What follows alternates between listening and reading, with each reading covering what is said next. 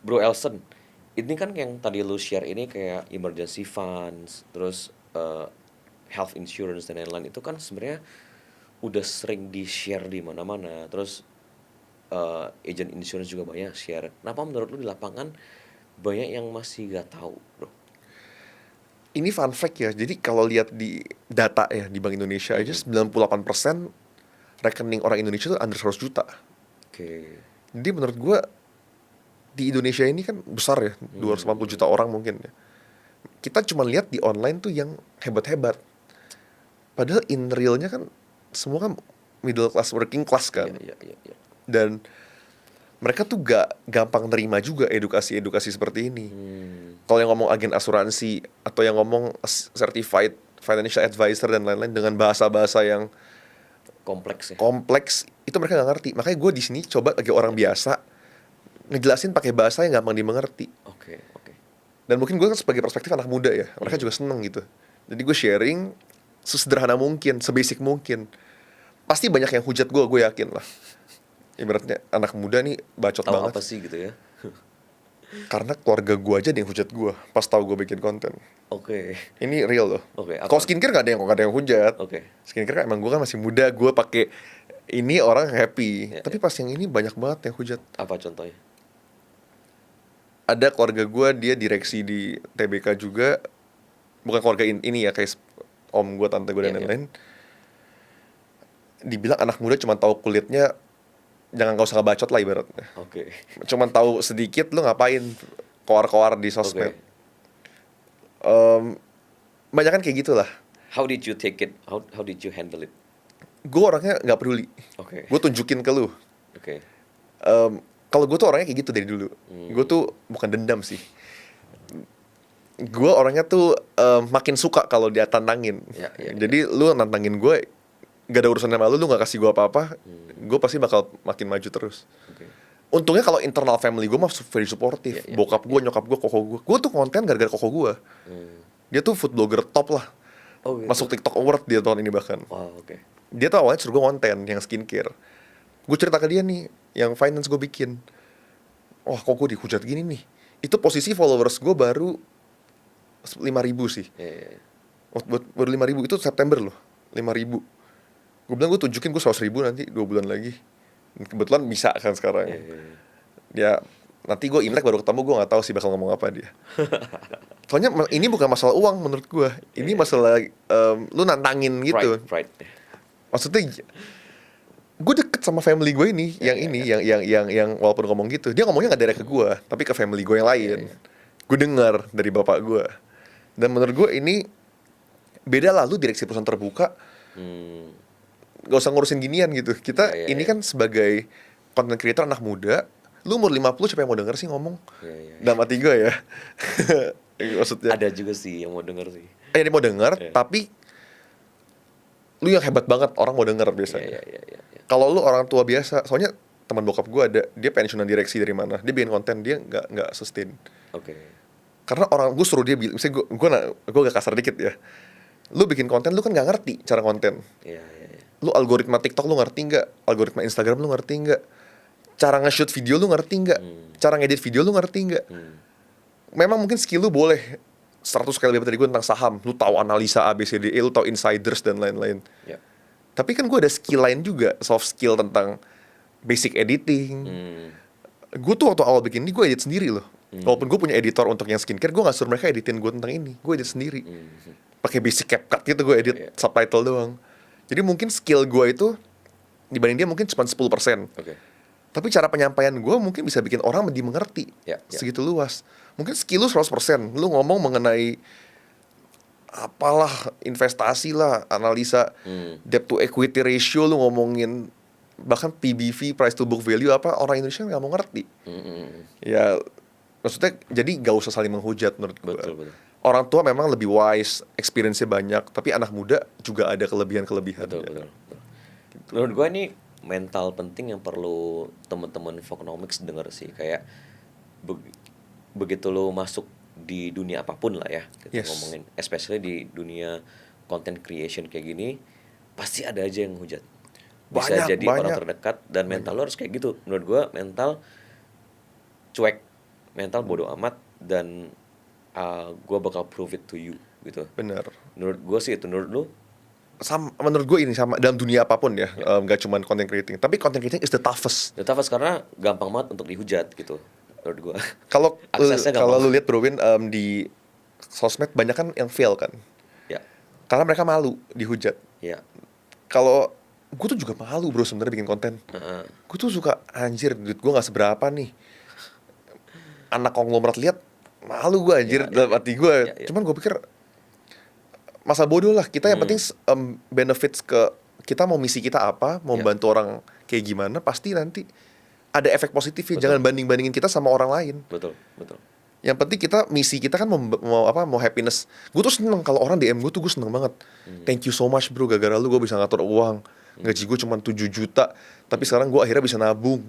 Akhirnya gue sandwich generation, gue bisa ini, gue udah happy banget. Gue nggak bilang dia harus beli saham ini kali 1000, itu gue nggak ngerti. Tapi kalau mengenai yang mereka bersyukurnya, gue udah happy banget. Oke.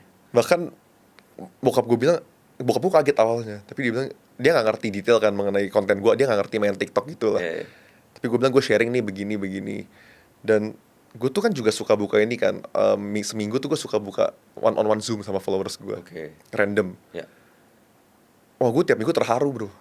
Gue Selasa malam kayak deh, gue tiap Selasa malam jam 6 sore tuh gue suka, mereka booking ke staff gue untuk Zoom setengah jam. Bahkan banyak banget yang sampai bikin gue terharu. Ini yang skincare. Enggak, yang finance, Finance. yang finance. Oh, Kalau oke. skincare gue gak ada konsultasi. Oke. Yang finance, mereka cerita kayak Oke. kerja di Jepang, gaji segini, Wow. sampai akhirnya bisa nabung gara-gara konten gue. Ada bahkan ibu-ibu, dia widow, suaminya meninggal, dia cerita sampai itu gue kayak kok bisa ya, gue background engineer, gue nggak ada background apalah financial advice dan lain-lain, tapi ternyata hal sebasic ini yang menurut gue semua orang harus tahu, di Indonesia gak ada yang tahu. Ya. Gue kan properti di Malaysia, di Singapura, jadi gue banyak teman di sana kan, mereka literasi jauh di atas kita, gue lihat. Ya. Di Singapura, kalau di Singapura gak usah ngomong lah ya, kayaknya semua orang udah ngerti deh mengenai investasi. Di Malaysia pun growth ini banget. Ya. Rupiah kita aja maringgit kalah 30%. Ya. Dari 3.000 ke 4.000 dalam waktu 2 tahun. Betul. Maksudnya negara ini, maksudnya mirip lah harusnya lah kita sama mereka. Kita jangan mau kalah. Betul.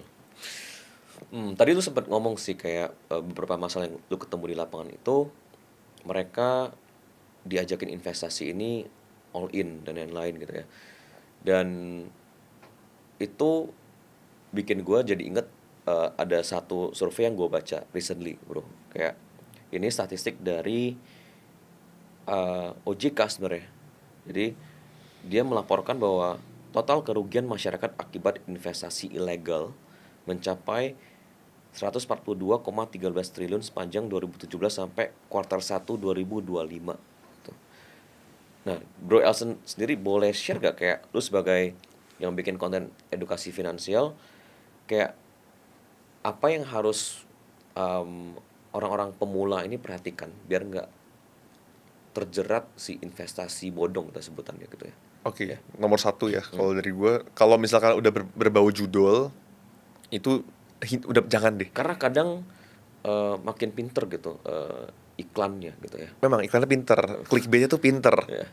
Cuman kalau mereka udah tahu nih kayak main slot, itu kan pasti kan kayak judi begitu kan. Ya. Itu kan udah gak mungkin sebenarnya mereka bisa untung in the long term. Ya, kayak contoh slot ya, banyak yang nge-framing jadi game.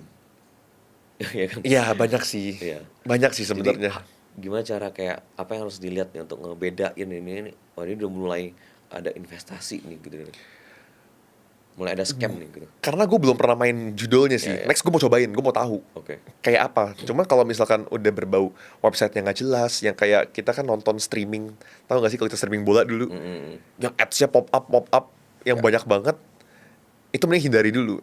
Jadi dia harus fix kalau mau investasinya apa, reksadana kah? Harus tahu dulu dia mau apa, mau investasinya apa. Ya. Misalnya mau saham contoh, Ya. pastiin pakai aplikasi yang udah trusted dong, Ya. diawasi OJK, diawasi Bapepti dan lain-lain. Dan cara paling bodoh menurut gue kalau dia mau investasi yang paling aman, ya udah ke sekuritas bank aja. Oke. BCA Sekuritas, Mandiri Sekuritas kan ada. Atau kalau misalkan mau beli obligasi, beli di Welma, BCA contoh. Atau aplikasi yang bank. Takutnya kalau aplikasi third party yang baru-baru kan juga bisa mungkin Oke. scam. Oke. Kalau mau pakai ya udah trusted lah. Misalkan kayak Bibit itu kan udah Ya, ya. ajaib, itu kan semua orang tahu ya. Jadi kalau misalkan aplikasi yang baru menjanjikan misalkan bunga banyak, itu udah hati-hati kita. Return ya, return yang banyak. too good to be true ya. Banyak aplikasi-aplikasi baru tuh nawarin saldo lu diem aja, return lu bisa 10% per annum without tax, 12%. Itu udah agak hati-hati kita. Oke. Takut duit kita hilang kan. Yang masuk akal berapa persen? Let's say. Kalau misalnya mau kasih bunga per annum aja, menurut gue yang make sense tuh kayak peluang. Dia kalau udah nasabah Premier, dia kasih kita USD standby aja tuh setahun 3,8%. Oke. Itu Oke, fair lah. Make sense ya. Make gitu ya. sense, saldo berjalan kita dikasih segitu. Bahkan ke Bibit ajaib aja kita nggak dikasih saldo berjalan. Kalau misalkan taruh RDN ya. Jadi kalau mau investasi yang jelas, saham reksadana dan lain-lain, pastiin pakai apps-nya yang bagus, yang udah real. Diawasi OJK, Bapepti dan sejenisnya. Ya. Kalau misalkan udah suspicious kayak iklan-iklan tadi, apa games, menurut gue langsung hindarin jauh-jauh deh. Oke. Pokoknya udah lihat aplikasinya SAS, jangan mau. Tapi yang paling sering kan ditawarin teman, ditawarin kerabat gitu ya.